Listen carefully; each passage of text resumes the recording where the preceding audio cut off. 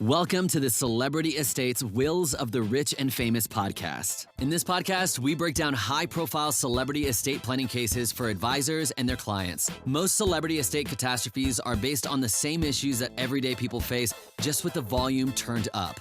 Our goal is to identify and extract the individual estate planning issues that lie at the heart of each story. We then discuss what advisors should expect and how to avoid common pitfalls. Hosted by wealthmanagement.com senior editor David Lenok.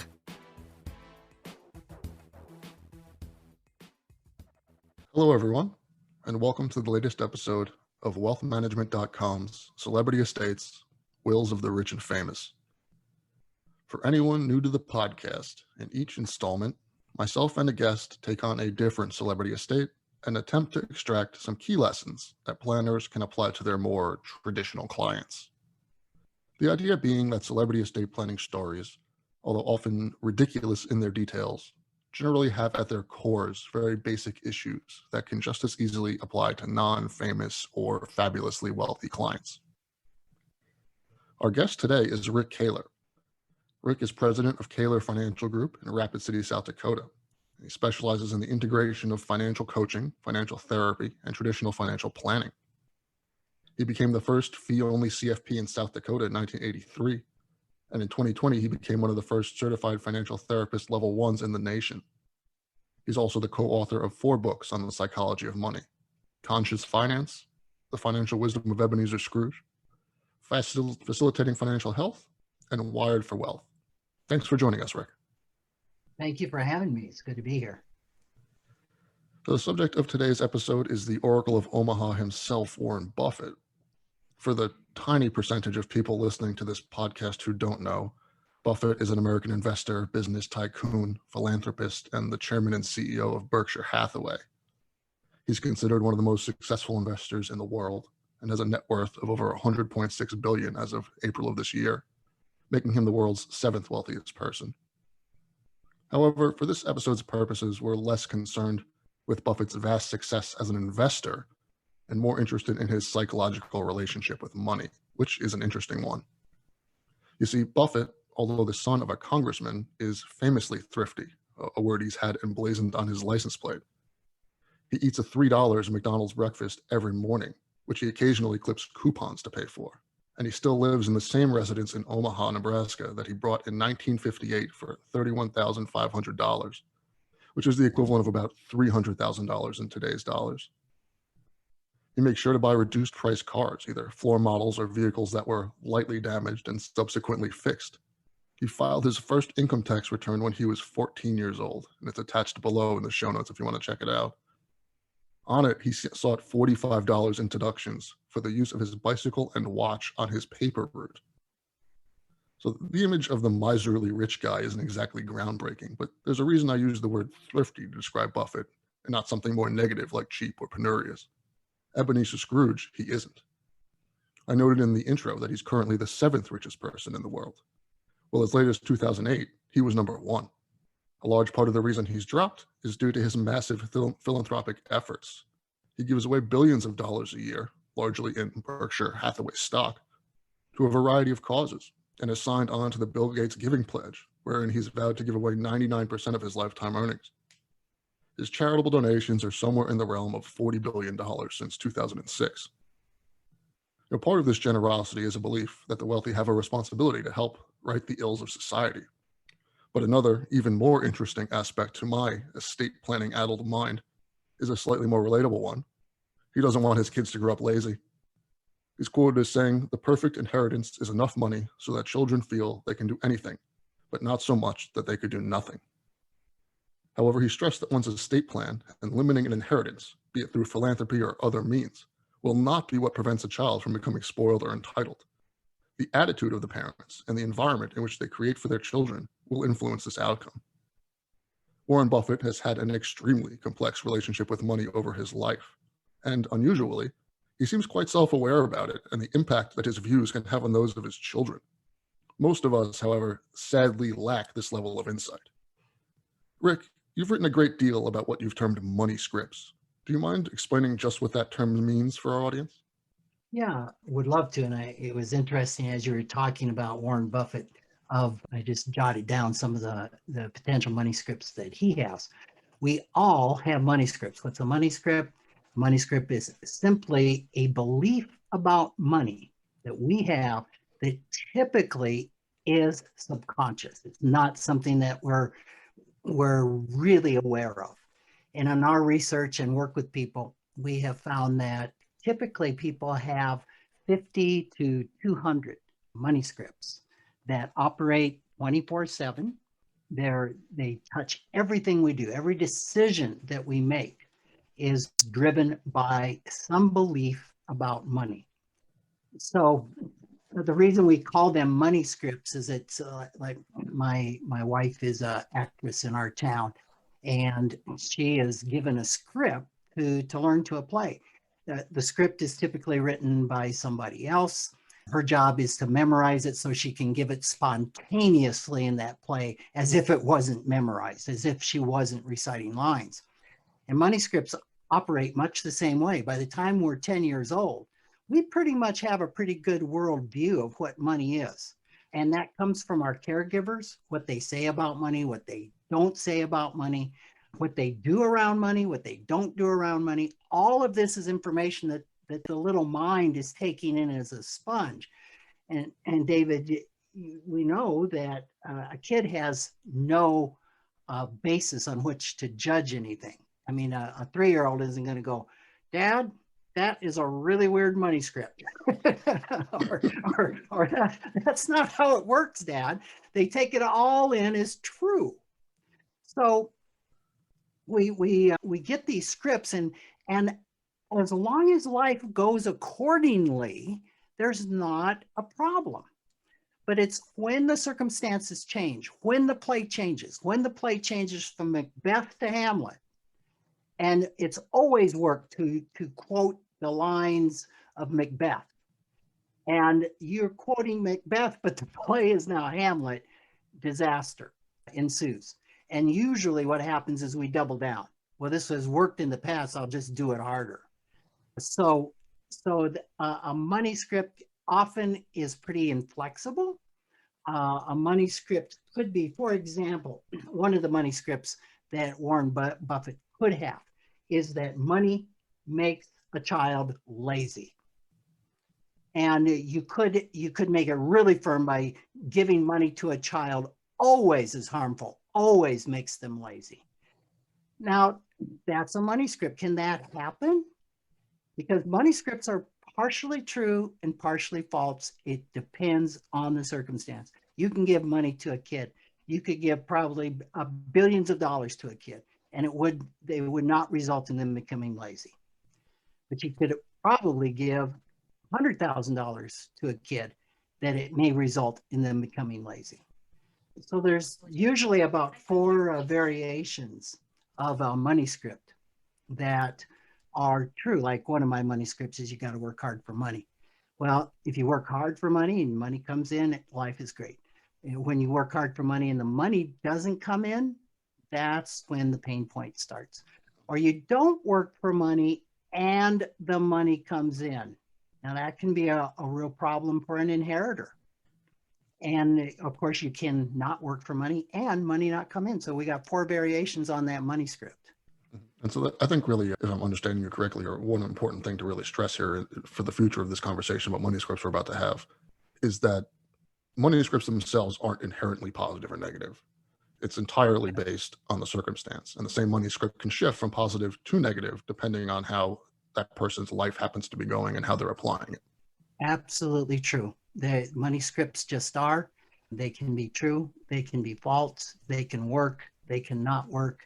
And typically, the more a person believes what they believe about money is true, probably the more potential problem in their life that money script has given them or will give them. Like money is power. And some folks will just say, well, how can that not be true? And when you really start to unpack it, money can be completely limiting and take away a lot of power. So I've never run into a money script that was just absolutely true and 100% of the time. Have you, I mean, as with anything, I'm sure you said each person has somewhere between 50 and 200. That must mean there's a vast totality if you're looking at all the possibilities for a money script. Are there any that are prescriptively negative? Obviously, we've just said that they're not negative all the time, but are there any that you see them and it immediately will set off warning bells? Not necessarily. I mean, you can have, I mean, any money script can set off warning bells if it's really rigid and inflexible. So you could say money is good. Well, you know, money can also be bad. So you can have a money script, money's evil, money's bad. Well, not in every case. So now if we were to dissect Buffett and his relationship with money, he may have a lot of money scripts that would be like this. Sometimes money can be used for evil, and sometimes money can be used for good. Now, that is a wonderful money script to have. Why? Because it's flexible. Anytime there's a can, may, might in a money script, it's probably a money script that is fairly healthy. Because there's flexibility in it. Yeah, sometimes it's good, sometimes it's evil, sometimes it just is. And that's the goal when we're working on our money scripts, is how can we build flexibility into a money script that starts off, money is just evil.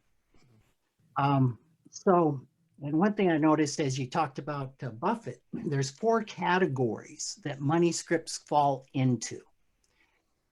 Money avoidant money scripts, money worship money scripts, money status money scripts, and money vigilant money scripts. And all of those are general attitudes that a person will have around money. And I was noticing when you were describing Buffett that he probably is something called a money vigilant money scripts, especially with his frugality. And none of those particular categories are good or bad, because they have positives and they have negatives. So all this is highly context-based, and now that we sort of have an idea of what we're talking about when we say money script, as an advisor, I mean, I imagine the first step in trying to learn money scripts and to address them is to identify them. So, I mean, how should advisors go about sort of starting to identify these behaviors and these ingrained programs in their clients? Yeah, fortunately, there's a clinically tested evaluation that anyone can take. And it's called the KMSI-R, the Quantz Money Script Inventory Revised.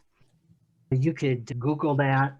Brad Quantz, who is one of my co-authors, a psychologist, has come up with this and tested it, and he has it online. It's also in paper form. It's just one page. I think it might have 32 or 39 questions. You can take that, score it, and it will give you a pretty accurate view of which of those categories are your most dominant, which would be the least dominant in between.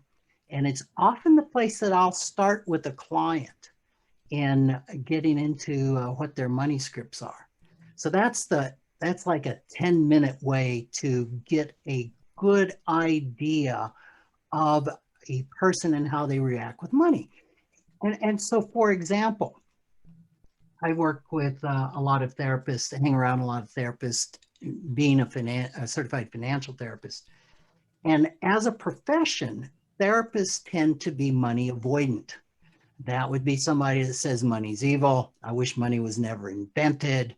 Commerce is evil. I don't want to look at money. I don't want to think about money. I don't want to even have to deal with money.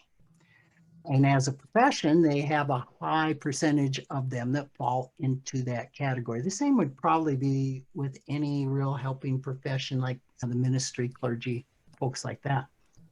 And then the money vigilant tend to be folks that have a lot of money. They'll have money scripts like, it's not okay to talk about money. I don't want to reveal to you what I'm worth. Talking about money is taboo. Spending money is taboo. Certainly Scrooge would have fallen into the money vigilant area. But they also tend to have a lot of anxiety around money. And like, I think we can certainly throw Scrooge into this category. I mean, he might as well not had any money. You know, he ate gruel, which was the poorest of the poor food. He didn't spend his money. He didn't enjoy life. This was before he was transformed. So what was the point? And a high percentage of clients and folks listening to this podcast have been able to accumulate wealth. And part of the most common denominator I find in being able to accumulate wealth isn't the job, the amount of money, the investments. It's the ability to be frugal. Exactly what Buffett shows. That's the most common denominator. And that's not something a person just turns off when they retire. And it's one of the biggest struggles I find my clients go through. And I'm thinking right now of a client, I told him, you know, you can be spending $125,000 a year and just be completely fine. And they are spending 40. And their house had some problems. There were boards out in the decks. There were exposed wires. I mean, a real hazard. Their car wasn't up to date. And when a person can't spend that money to protect themselves, to make life a little safer for them, for medical, for things like that, it's a real problem. So obviously this question is going to have different answers based on the client, but in your experience, how receptive are clients to the idea of money scripts? I think, you know, if we're talking about high net worth individuals and particularly sort of wealth creators and Americans, I think that there's something ingrained in this sort of this self-made, self-controlled sort of like I've done everything on my own idea of self-motivated. And then to tell them that, well, actually, a lot of what you do is sort of your money destiny in a way, right? That was ingrained in you before you were even aware of what money was in a way. How do the clients tend to take that? Yeah.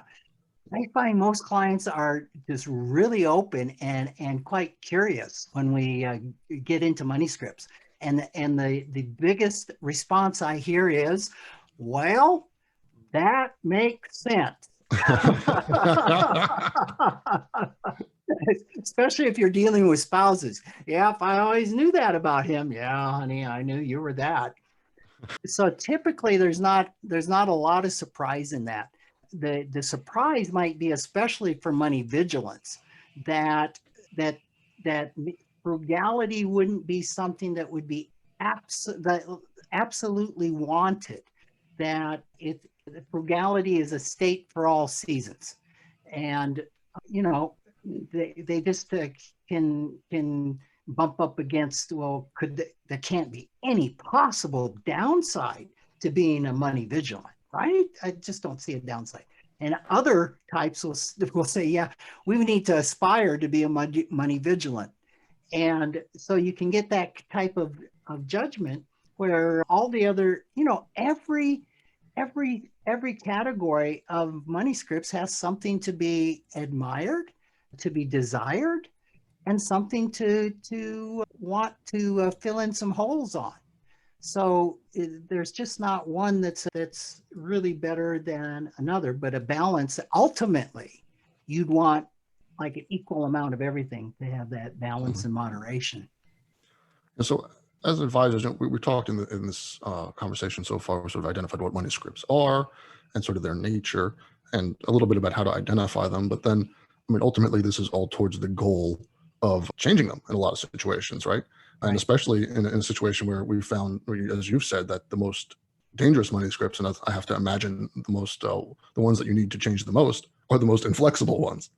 So how do you go about trying to change these, make an active change, first of all, to something that is subconscious and that is by its nature a lot of the times inflexible? Yeah, that's why we came up with financial therapy. So as you said about Warren Buffett, he's very aware. And that is the first step, is being aware. I can't tell you how many times a client, once we've worked together for a number of years, and something will happen, they'll go, oh, there's my money script talking, or there goes my money script. And it's it's probably that a person's going to have a tendency toward that money script. I mean, I fall into the money vigilant. If I take that KSMIR, I might have had a little moderation here or there, but typically we are still certainly under pressure, often going to revert to that core learning, like a neural path that's in our brain. But just being aware is really helpful. And sometimes a person can change them cognitively. I mean, I say 20% of money behaviors that are deemed illogical by you or somebody else. And what we know is that no money behavior is illogical at its core. It makes perfect sense when we understand the underlying beliefs of the money scripts.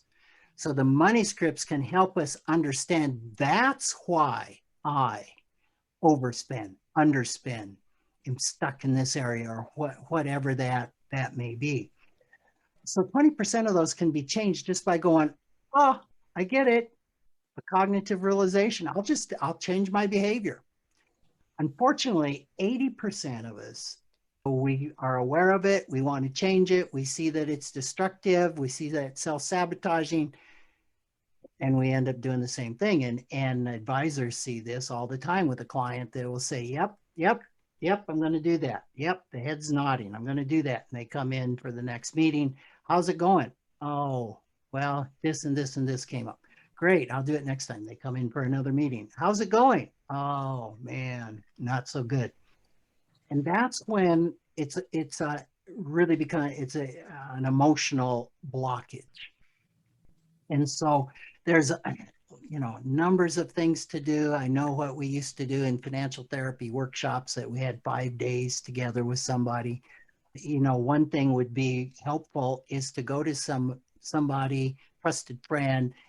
I even like a group of trusted friends and say, this is my money script. I can't see it any other way. Would you guys give me all the options on this money script and I'll shut up while you talk, because a person will have a tendency to argue. And I remember clients that said that the only thing that you can give a child that can't be taken away is an education at a private school. Now that was cast in stone. That was absolute truth to them.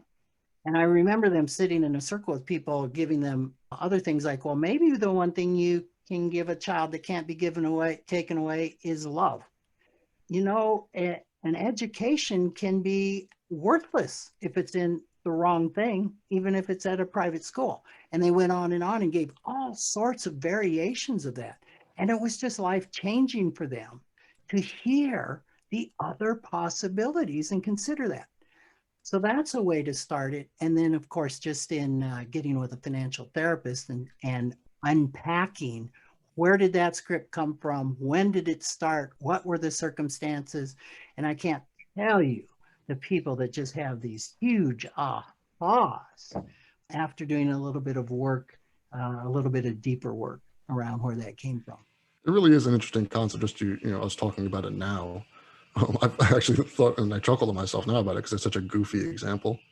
But I had a friend growing up when we were younger who would value change more than paper money, to the point that he would, if he didn't have change, he would take 75 cents in quarters for $1. And it was all because he liked to have change in his pocket, because his dad had always told him that girls like guys who jingle. Oh, that's great. And it was just, now thinking about that, I always thought that was a silly thing. But now looking at it through this lens, it's like, oh, he didn't even have it's a sillier version of the same sort of problem. That is a great example, David, because that's, as you started describing that, I'm like, wow, that's irrational. And then we understand what the underlying belief is. Oh, this is how you get girls to like you. I'll gladly give up 25 cents on a buck so my pockets can jingle and I'll be attractive. I think it's similar to a 3-year-old puts a penny in their mouth and the mom comes screaming, I hate that thing, out of your mouth, and reaches into the mouth, takes, that's dirty, that's had the germs, it could kill you. And they grow up with the idea money is dirty. You don't want money, man. Money will kill you. And you can tie it back to something that would seem so trivial that the parent wouldn't even remember that particular incident, and certainly didn't have the intention of sending the message money's dirty and money will kill you. That's what so much of therapy has going on there, right? That just sort of extends into this financial therapy realm. I mean, obviously all of our parents messed us up. That's unavoidable. Everyone was messed up somehow by their parents, and probably in ways their parents never even considered intending. It's not like most of these money scripts aren't necessarily from a parent who sat their child down and said, I'm going to teach you about money today. Exactly. And sometimes I've had parents say, well, okay, now that I know this, can I be really careful and give the right money scripts to my kids? Well, no, you can't, because, my daughter once at 4, I said, what do you think about rich people? Rich people are snotty, Dad. Rich people are not nice. And if we go by the Gallup poll of what is rich, which is $1 million or more, just about everybody in her life that she loved and adored was rich. So where did that come from? It wasn't something that I gave her consciously. Did it come from society? Did it come from other kids? Where did it come from?